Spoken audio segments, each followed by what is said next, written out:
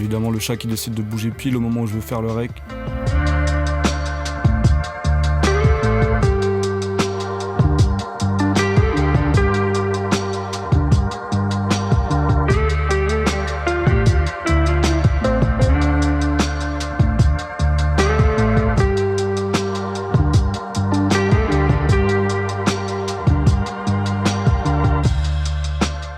Ok, donc pour mettre un peu de contexte, cette série de vidéos sort avant la grosse vidéo que j'utilise depuis un petit moment et qu'actuellement en montage. Je voulais lancer des contenus plus courts et plus spontanés avec moins de travail de recherche juste pour vous partager ce que j'écoute en ce moment. Donc à moins qu'il y ait des petites incohérences dans le texte de la grosse vidéo en question en termes de chronologie des sorties.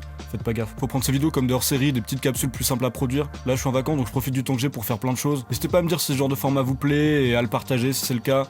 À vous abonner bien sûr, et à me suivre sur Instagram et sur Twitch, il va se passer des belles choses. Ça vous est déjà arrivé en écoutant de la musique d'avoir l'impression d'être touché au plus profond de vous par la beauté de ce que vous êtes en train d'entendre, d'avoir l'impression que la musique en question provoque chez vous des émotions plus puissantes que celles que vous ressentez habituellement quand vous êtes dans une simple écoute passive, ou même d'avoir l'impression de regagner des points de vie grâce à telle harmonie, telle mélodie ou telle suite d'accords. Parfois le sublime et la grâce sont encapsulés dans des notes, des chansons, des albums au point que votre âme elle-même est touchée par cette magie. Cette sensation je la retrouve beaucoup dans la musique soul et ses dérivés et je pense pas que ce soit une coïncidence. Remember the Rain de 21st Century, ça me fait ça. He's Mine Forever des 80s Ladies aussi. Je ressens ces émotions à travers quasiment toute la discographie de Shadé, mais aussi chez des artistes qui n'ont pas grand chose à voir avec la soul a priori, comme Jimmy Woo ou Deftones, même si ça reste à débattre. Et ça tombe bien parce que pour ce premier épisode de Musique pour l'âme, je vais vous parler d'un artiste qui puise énormément d'inspiration dans la soul, il s'agit de Pale J.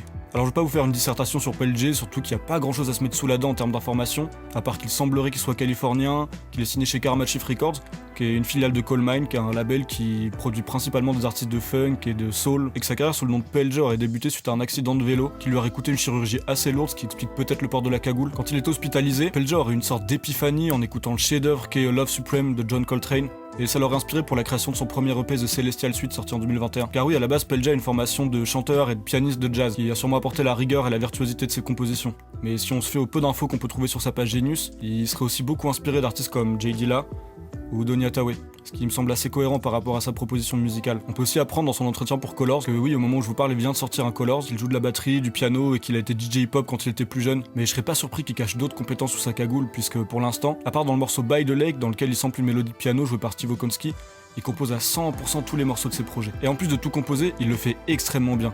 Pour l'instant, en dehors de quelques singles, on a qu'un EP, un album de 8 titres à se mettre sous la dent, mais franchement c'est déjà suffisant pour débuter une obsession complète. Pour l'anecdote, j'ai découvert Pale J avec Fort James, le morceau qui a introduit son premier EP, au début de l'été, alors que je laissais mon algorithme Deezer me proposer des morceaux de soul des années 60-70 principalement. Le début de ce morceau sonne comme un morceau de l'époque et mes écouteurs étaient un peu bousillés, donc l'altérité du son ne permettait pas de capter les détails de production qui trahissent la modernité du titre. C'est donc à la fin du morceau, quand la prod commence à être chop et bouclée, que j'ai capté que c'était un artiste actuel. Et après le visuel m'a aidé avec la dégaine du type, la cagoule, le bob et tout. Et je pense que s'il n'y avait pas eu ce contre-pied, je serais peut-être pas allé creuser dans la discographie de Pale J aussi vite. Alors que j'étais en train de laisser couler le flux algorithmique, j'ai fait le choix de stopper le mix Deezer pour lancer la suite de ce premier EP dont est extrait Fort James, et j'ai pris sûrement ma plus grosse claque de l'année. 5 morceaux seulement pour me convaincre du génie de l'artiste et de la nécessité de mettre de la lumière sur sa proposition.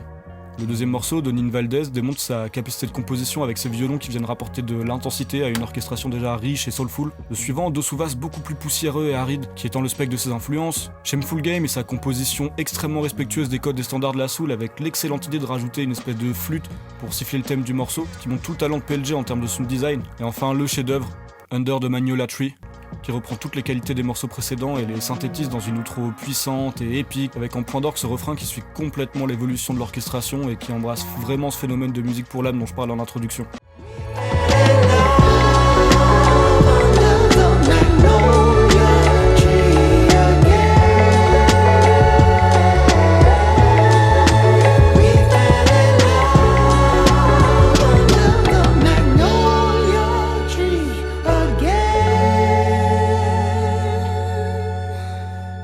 De la grande voire de l'immense musique aurait de quoi faire complexer un tas d'artistes.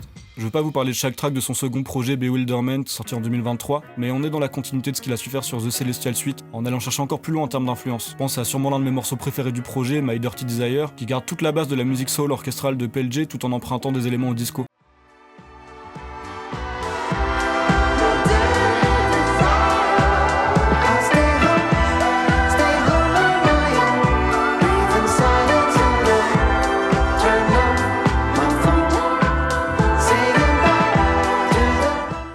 pense également à By the Lake, qui est en plus vers la néo-soul des années 90. Et d'ailleurs, PLG s'est pas du tout caché de s'être inspiré de D'Angelo dans son interview pour Colors. Pour finir sur la discographie de PLG, on sait qu'un album nommé Low Ends Love Song devrait sortir le 6 septembre prochain.